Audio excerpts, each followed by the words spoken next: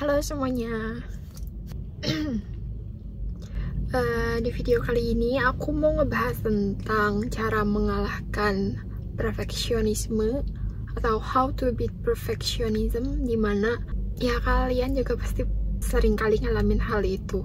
Kita itu begitu terbelenggu oleh yang namanya harus sempurna atau bikin sesuatu tuh harus sempurna atau perfect gitu loh. Atau enggak, kita breakdown dulu aja.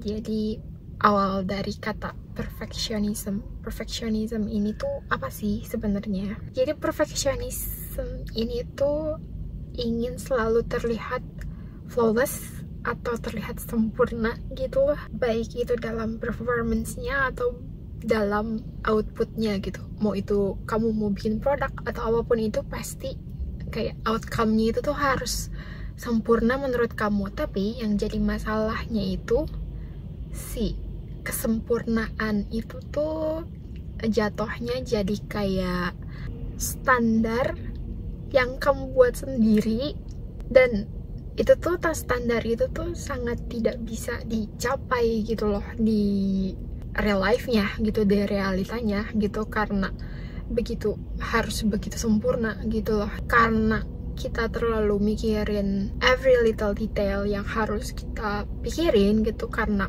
pengen ngejar kesempurnaan itu.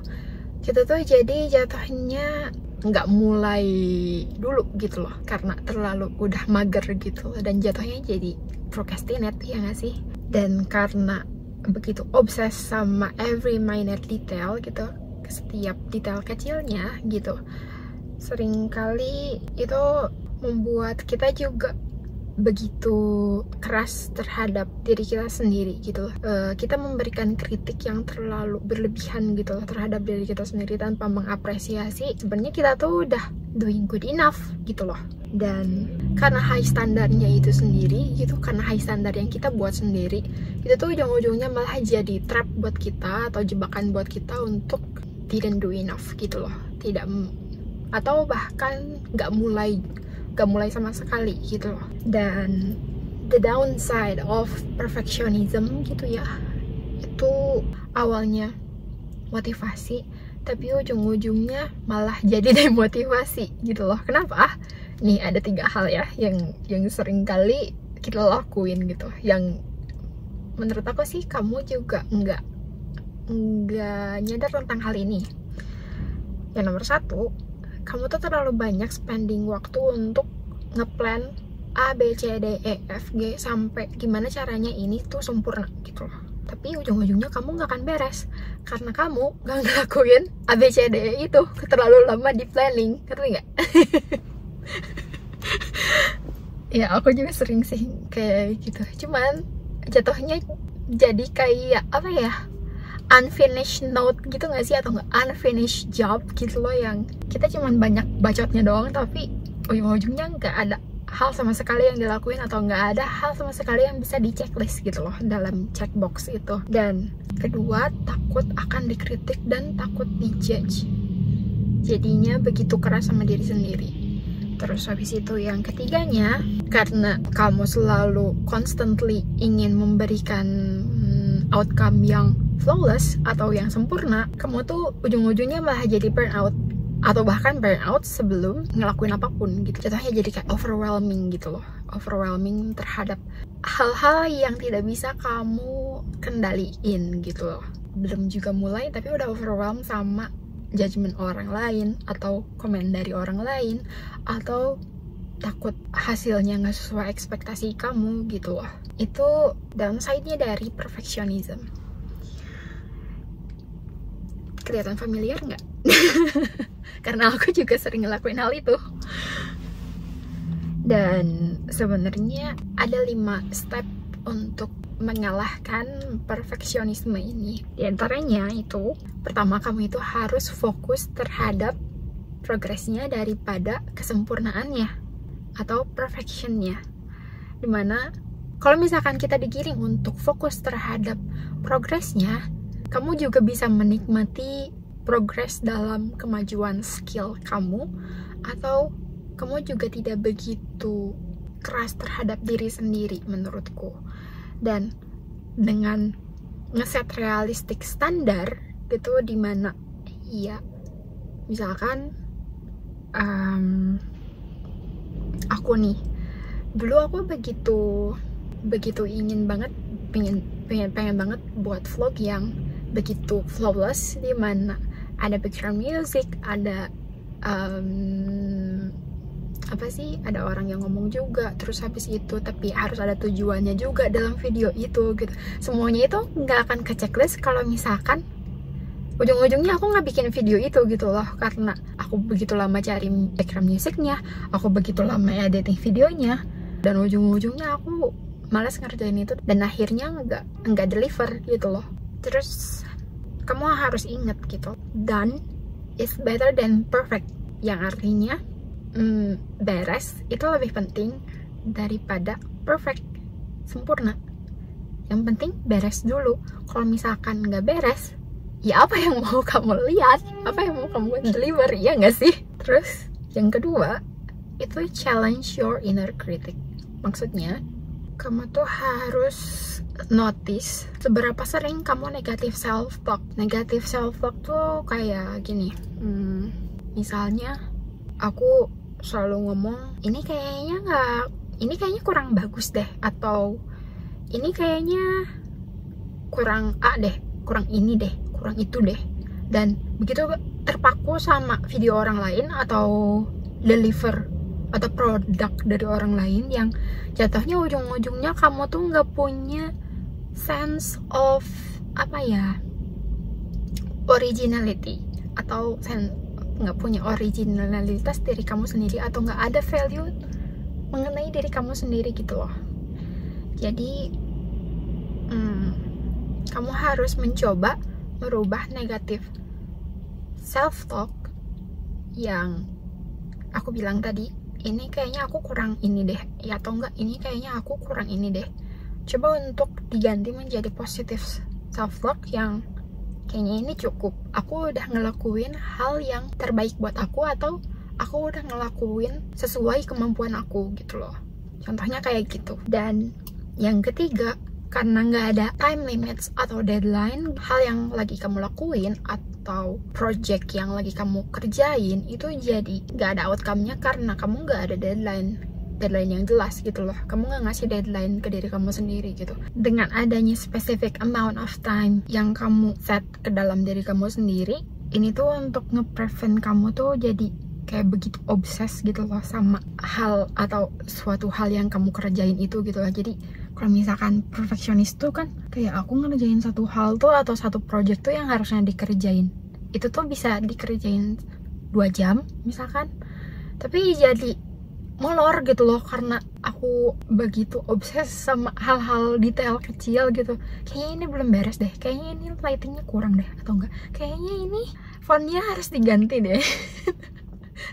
Kayak gitu loh, yang harusnya 2 jam beres ini malah jadi seharian gitu, atau enggak even worse gitu, malah jadi 2 hari gitu beresnya gitu, karena aku begitu obses sama hal-hal kecil yang nggak penting sebenarnya sih. Orang lain pun nggak akan notice deh kayaknya. Yang keempat, oke lanjut ya. Yang keempat itu belajar menerima kesalahan. Dengan belajar menerima kesalahan dan tidak begitu obses terhadap kesempurnaan itu sendiri sih, menurut aku itu begitu penting. Kenapa? Karena kalau misalkan kita nggak pernah melakukan kesalahan, dimana kita belajar untuk making progressnya, dimana kita belajar untuk getting betternya, ya nggak sih? Dan kamu harus tahu sih, kalau misalkan orang besar pun, ya siapapun itu, orang sukses manapun itu, pasti ngelakuin kesalahan gitu loh. Dan mereka belajar menerima kesalahan, dan itu tuh kayak humbling experience gitu, dimana kita aja kan waktu kecil sebelum bisa jalan, kita kan jatuh dulu ya, atau crawling dulu, terus habis itu making our first step, terus habis itu bisa jalan dan akhirnya kita bisa lari gitu loh. Ya sama halnya dengan belajar tentang sesuatu hal atau learning new skills, dan itu tuh harus dilakuin tiap saat gitu loh. Jadi it's okay to learn from mistake, atau it's okay to make a mistake, okay? Terus habis itu Yang kelima itu kamu harus mencari feedback, bukan validasi. Kalau misalkan kamu mencari feedback, berarti kamu open to criticism. Kalau misalkan kamu mencari approval atau mencari validasi, jatuhnya jadi kamu ego kamu yang naik, ya nggak sih? Kan mencari hal mana yang bisa kamu improve to get better gitu loh. Kalau misalkan approval atau validasi, ya buat apa gitu loh. Validasi dari orang lain gitu loh. Karena validasi itu mungkin validasi bagus untuk menaikkan self esteem kamu atau kepercayaan diri kamu, tapi kalau ini kan beda ya, ngobrolinnya tentang improve diri kita sendiri gitu loh. Jadi yang harus kita cari itu feedback, bukan validasi gitu loh. Dengan kita dapat feedback, berarti kita bisa improving gitu loh ke depannya gitu loh. Contohnya, tadi kan aku sempat bilang, aku dulu begitu obses sama yang namanya ngedit video. Gimana caranya deliver video sebagus mungkin sama kayak YouTuber-YouTuber besar yang aku lihat gitu, kayak Ali Abdal, Ruri Ohama gitu, kayak gitu. Cuman kan mereka mungkin udah punya editor sendiri atau ya time schedule-nya tuh udah jelas gitu loh. Meanwhile aku ngerjain semuanya sendiri dan ujung-ujungnya aku jadi overwhelmed sama diri aku sendiri kalau aku set ekspektasi aku tuh sama dengan yang mereka buat.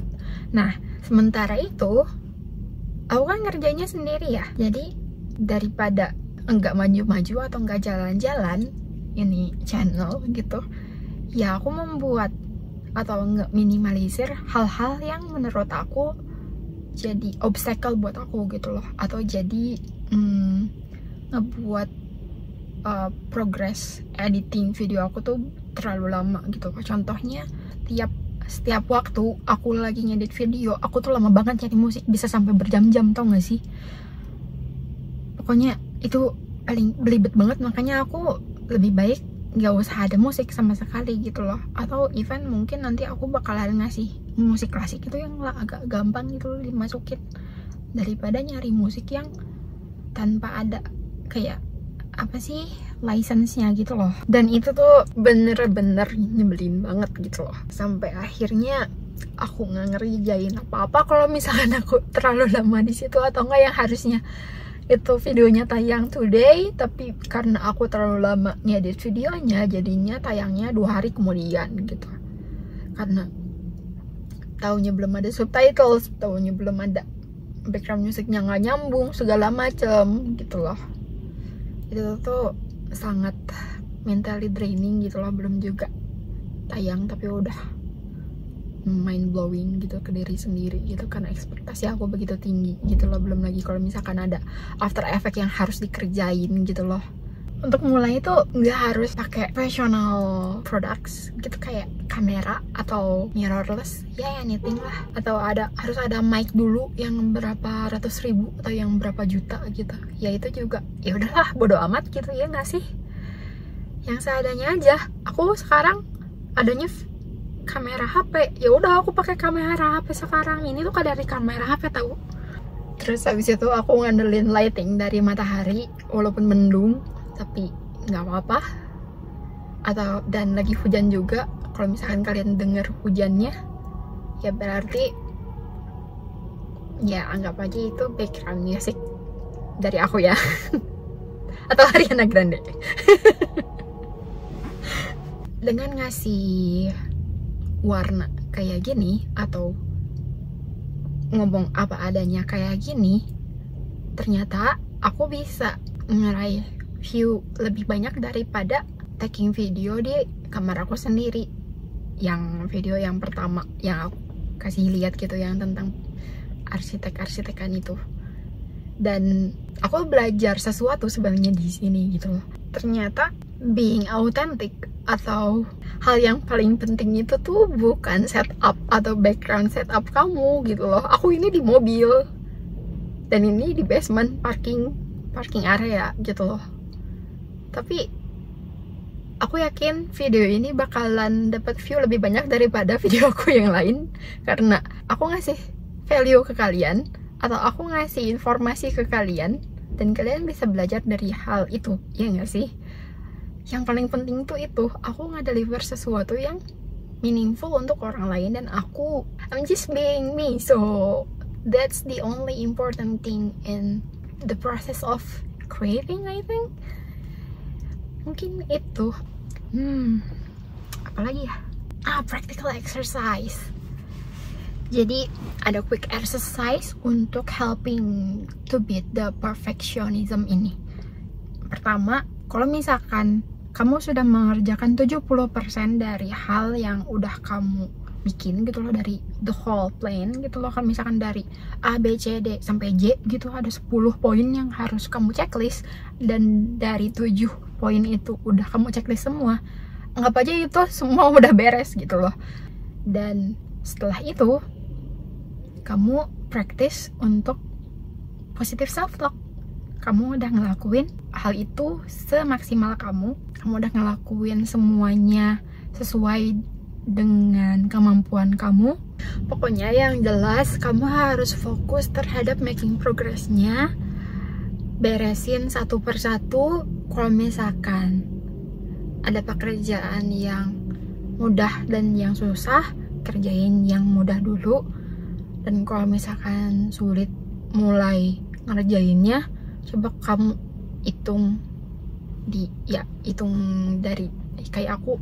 Kalau misalkan aku susah banget gitu buat mulai sesuatu dan malah procrastinate, aku selalu ngitung 1, 2, 3 terus langsung kerjain gitu loh. Kalau misalkan pekerjaan itu bisa beres kurang dari 3 menit, coba mulai dari hal itu dulu, oke? Mungkin segitu aja video dari aku untuk yang sekarang Pim.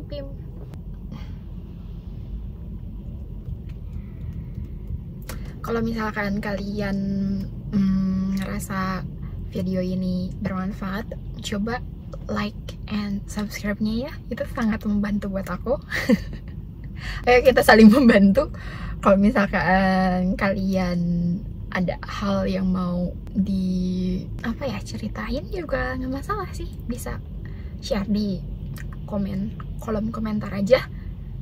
I'll see you next time, or I'll see you on the next video, okay? Mungkin sampai jumpa di video berikutnya. Bye bye.